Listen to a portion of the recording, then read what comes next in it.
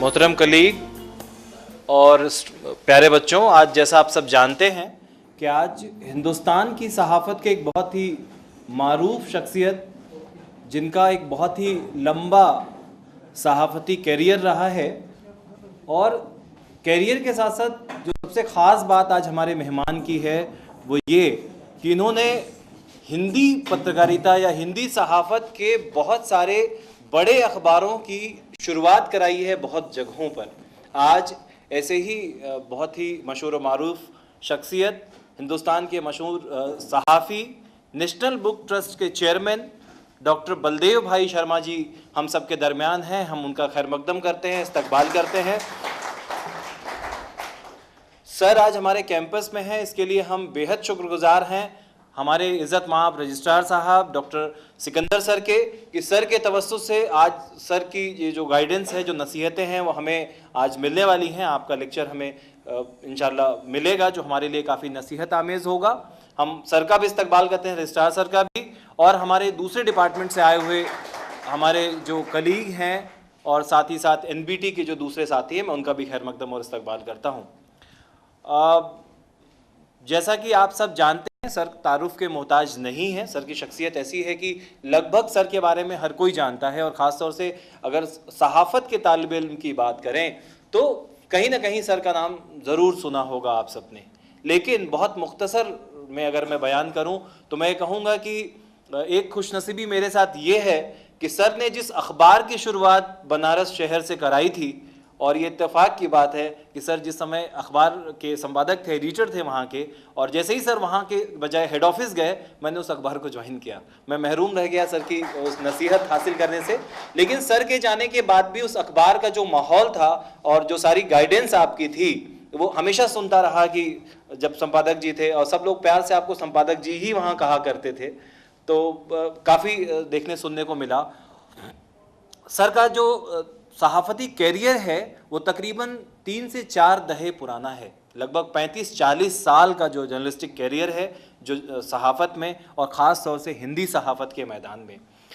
Sir ने न केवल अमर उजाला की शुरुआत कराई, बल्कि दैनिक भास्कर, सर से भी गुफ्तगू हो रही थी तो सर बता रहे थे कि दैनिक भास्कर जो हिंदुस्तान का लीडिंग हिंदी न्यूज़पेपर है, उस अखबार के भी बहुत सारे एडिशन की जो शुरुआत हुई है वो सर की क़यादत में ही हुई है। सर उसके एडिटर रहे हैं और उसकी शुरुआत कराई है। मैं बाकी तमाम जो रसूमात है, मैं माफ़ी चाहता हूं क्योंकि बच्चे भी सुनना चाहते हैं। मैं उसको इंशाल्लाह हम आखिर में वो सारे रसूमात कर लेंगे। मैं थोड़ा सा सर का मुख्तसर तारुफ करते हुए सर को दावत सुखन दूंगा। थोड़ा सा सर के बारे में ये बता दूं कि सर के बहुत सारे आर्टिकल हैं, कम से कम 500 से ज़्यादा, जो किताबों की शक्ल में अभी आज मौजूद हैं। सर के लिखे हुए बहुत सारे एडिटोरियल्स हैं जिन किताबों की शक्ल में हैं। सर ने बहुत सारे PhD यानी एकेडमिक तौर पे भी जुड़े रहे हैं। Makhanlal Chaturvedi university of journalism and mass communication से सर का ताल्लुक रहा है। सर के ऊपर PhD हुई है। सर को PhD ऑनरिस कौसा के तौर पे भी दिया गया है। और सर मुझे तो याद है कि एक PhD 2010 में सर जब बनारस में काशी विद्यापीठ आए थे तो PhD वाइवा लेने ही सर आए थे। इत्तेफाक से वहाँ सर को पहली बार सुनने का मुझे मौका मिला, और वो भी शायद RTI और मीडिया पे ही वो शायद सेमिनार भी हुआ था। सर वहाँ आए थे, सर को पहली बार मैंने शायद वहाँ सुना था।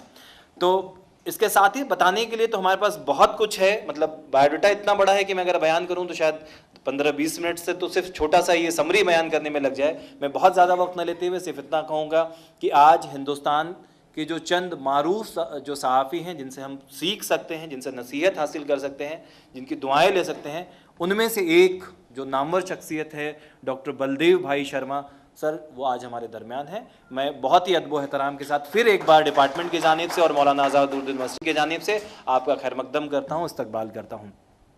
सर बच्चे भी आपके बारे में जानते हैं। सुबह जब इनको बताया कि सर का प्रोग्राम हो रहा है तो उन्होंने कहा कि हमने बहुत कुछ सर के बारे में पढ़ा है, जाना है, नेट से कुछ उन्होंने जाना है, तो इंशाल्लाह वो चीज़ें होंगी। मैं बाकी तमाम रसूमात के लिए माफ़ी चाहते हुए कि इंशाल्लाह उसको आखिर में करेंगे, मैं बहुत ही अदब एहतराम के साथ दरख्वास्त करूँगा हमारे मुअज़्ज़िज़ मेहमान इज़्ज़त माब डॉक्टर बलदेव भाई शर्मा सर से कि आप ये स्टूडेंट्स जो MA मास कम्युनिकेशन जर्नलिज्म और रिसर्च या PhD मास कम्युनिकेशन जर्नलिज्म के अलावा दीगर शोबे के भी बहुत सारे बच्चे आए हैं आपको सुनने के लिए, तो सर आप इनको नवाजें, अपने खिताब से नवाजें। मौलाना आज़ाद उर्दू विश्वविद्यालय के रजिस्ट्रार आदरणीय सिकंदर साहब, इस विभाग के dean professor Ahmad Khan, doctor Mohammad Fariyad, अन्य प्राध्यापकगण और विद्यार्थी मित्रों,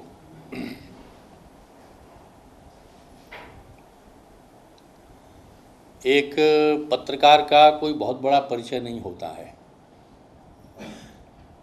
जीवन में आदमी बहुत सारे काम करता है, वो सब कहीं न कहीं जुड़ते जाते हैं, पर पत्रकार का केवल एक ही परिचय होता है और वो है कि अपने प्रोफेशन के प्रति वो कितना जागरूक है और कितना सक्रिय है। हिंदी सब समझते हैं ना आप लोग?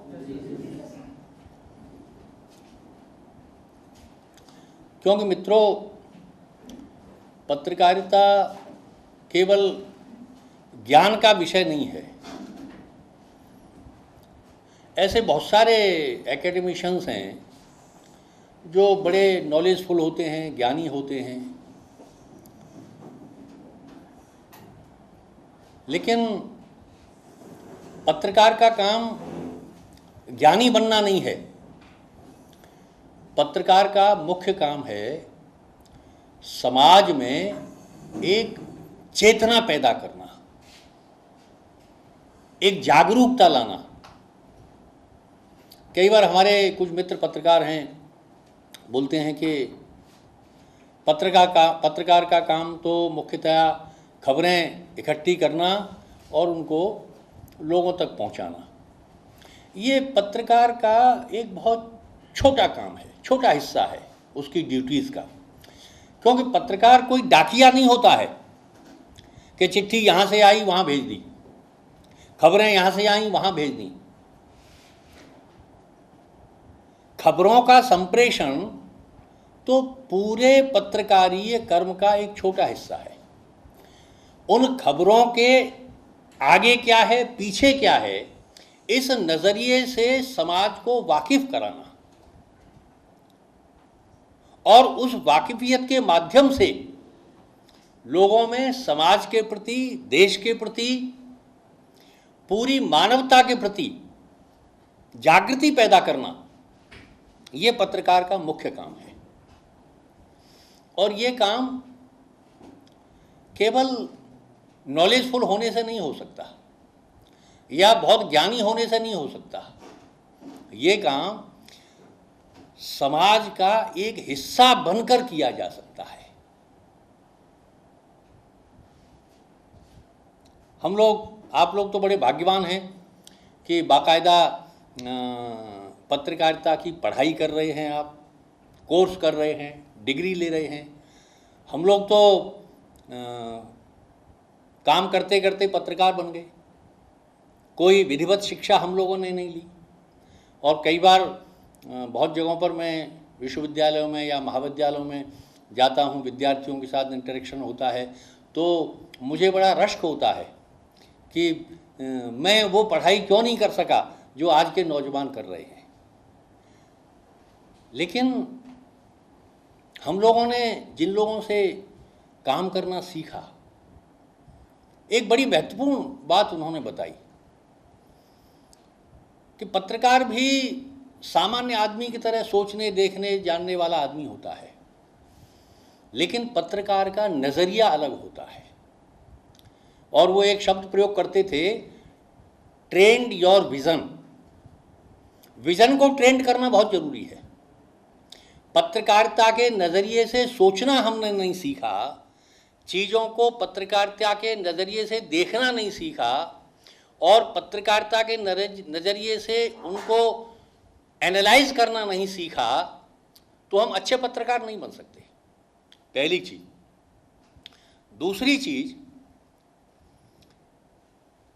अखबार को जनता की आवाज़ कहा जाता है और हमारे जीवन में ऐसे अनेक अनुभव आए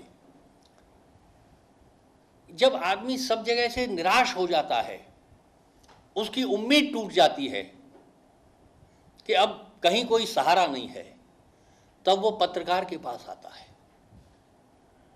और ये सोचकर आता है कि ये वो आदमी है पत्रकार जो मेरी दिक्कतों को हल करेगा, उनका सॉल्यूशन निकालेगा, उनका रास्ता बनाएगा।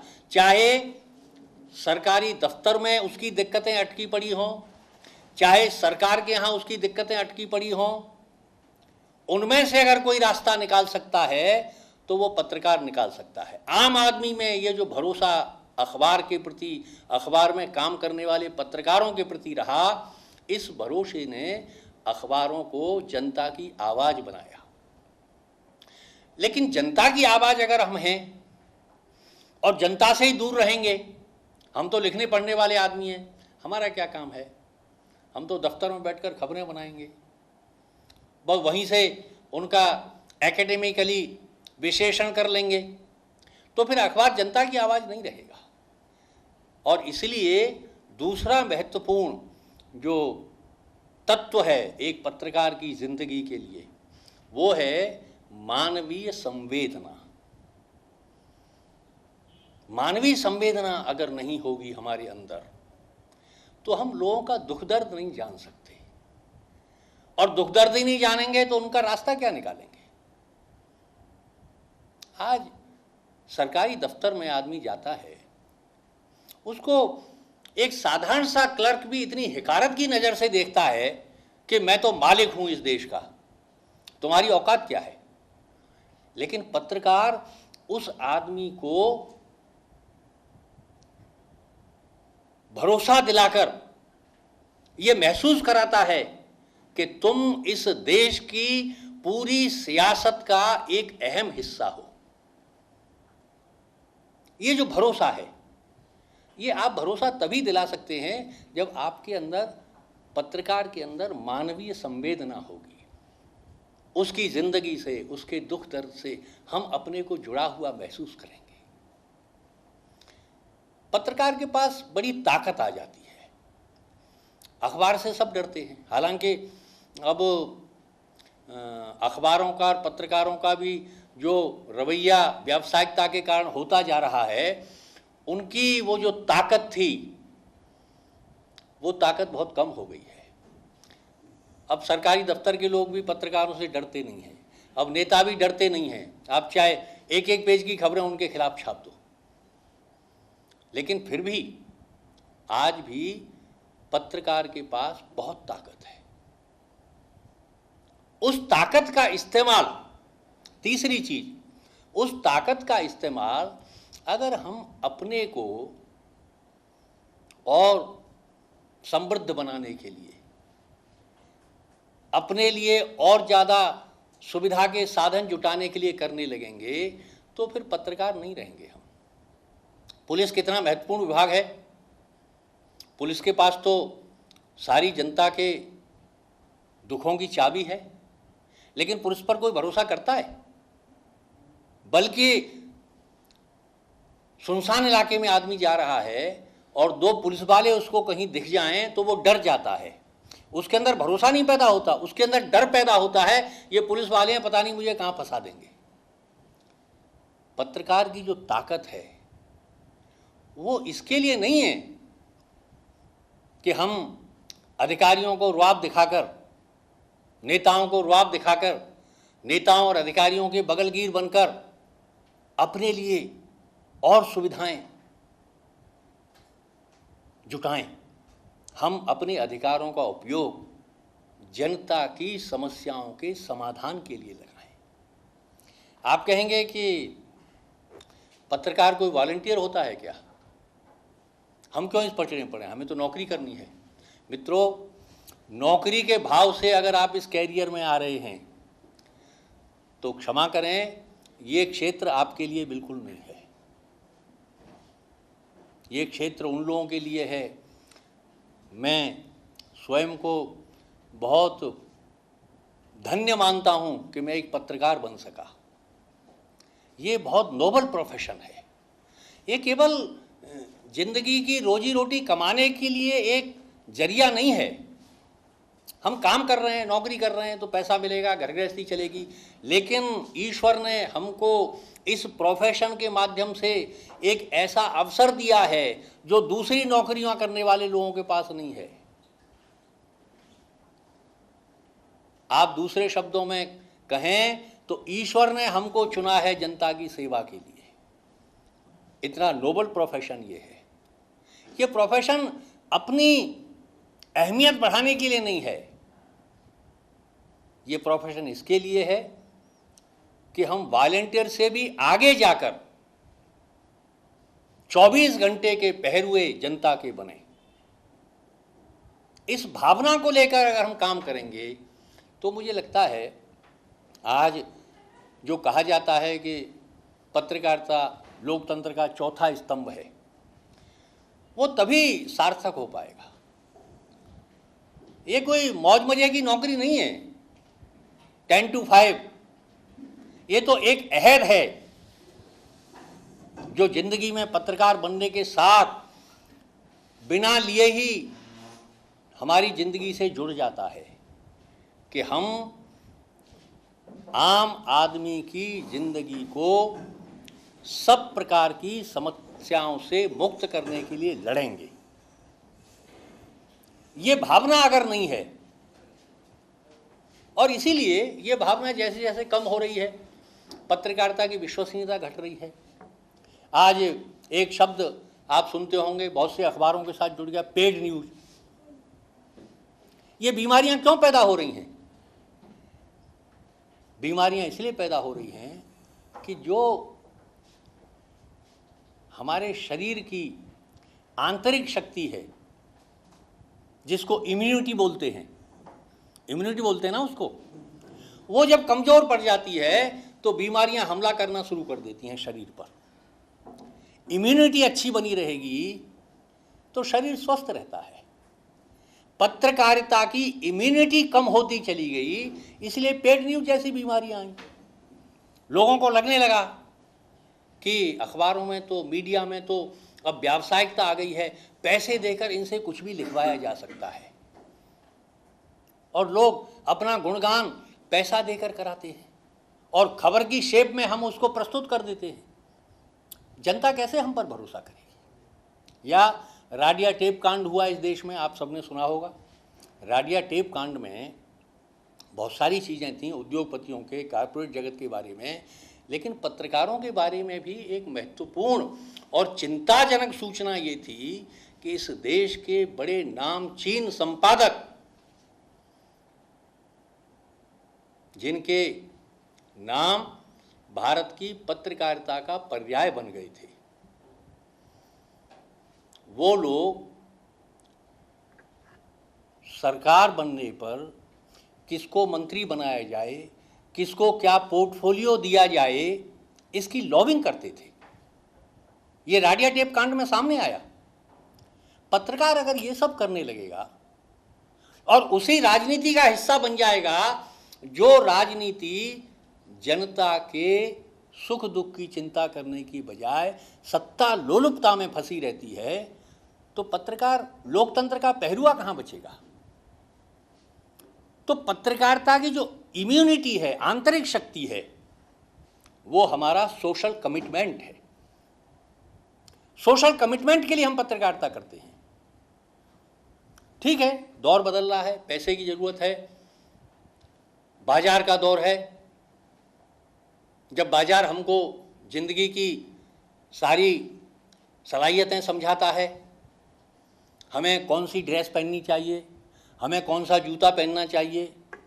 घर में आप टीवी देख रहे हैं, बड़ी मुश्किल से पैसा जुटाकर 50,000 का LDC लगवाया आपने, और टीवी देखते देखते अचानक उस पर नीचे लिखा आ जाता है, क्या आपका टीवी डब्बा है? सब घबरा जाते हैं, अरे हम तो इसको 50,000 का खरीद के लाए थे कि टीवी है, और ये बोल रहा है कि डब्बा है टीवी। पैसे बेकार गए। और फिर घर में झगड़ा शुरू हो जाता है कि अब ऐसा टीवी लाओ जो डब्बा नहीं हो। मार्केट हमको सब कुछ सिखाता है। ऐसे दौर में आप कहेंगे कि आदमी क्यों नहीं बिगड़ेगा? और जब बिगड़ना ही है तो पत्रकारिता करना छोड़ दीजिए, क्योंकि पत्रकारिता बिगड़ों को सुधारने के लिए है, खुद उनके प्रलोभनों में बिगड़कर उनके रास्ते पर जाने के लिए नहीं है। पत्रकारिता का मीडिया के रूप में बहुत विस्तार हो गया, न्यू मीडिया आ गया, सोशल मीडिया आ गया, इलेक्ट्रॉनिक मीडिया आ गया, इतना सारा विस्तार हो गया, लेकिन जो उसका मूल उद्देश्य है, सोशल कमिटमेंट, सामाजिक सरोकार, वो नहीं बदला है। शरीर का रंग रूप बदल जाएगा। गांव का किसान आज भी आपके इस तेलंगाना में भी कितने गांव हैं, किसान आज भी किस तरह रहते हैं, लेकिन लड़का जब शहर पहुंच जाता है उसकी ड्रेस बदल जाती है, उसका लहजा बदल जाता है, उसका सारा रंग ढंग बदल जाता है, लेकिन उसके अंदर पोशाक, जूते, एटीट्यूड सब बदलने के बावजूद भी जो आत्मा है जिससे वो शरीर चल रहा है वो तो नहीं बदलती। तो मीडिया, न्यू मीडिया हो गया, सोशल मीडिया हो गया, इलेक्ट्रॉनिक मीडिया हो गया, ये वक्त के बदलाव के साथ उसका विस्तार है। पर मीडिया की जो आत्मा है, सामाजिक सरोकार, आम आदमी के साथ खड़े रहना शिद्दत के साथ, पूरी शिद्दत के साथ, ये भाव नहीं बदला है। आप इस भाव को बदल देंगे तो मीडिया निष्प्राण हो जाएगा। और हम सब परिवारों में से निकले हुए लोग हैं, हम में से हर एक के मन में ये भावना रहती है कि मेरे पिता कौन है। और कोई बच्चा मोहल्ले में गड़बड़ी करता हुआ पाया जाता है तो कोई भी एक अनजान सा आदमी जिसे वो बच्चा नहीं जानता उसका कान पकड़ लेता है, कहता है अरे तुम ऐसा कर रहे हो और तुम्हारे पिताजी तो इतने अच्छे आदमी हैं। उस बच्चे को शर्मिंदगी होती है।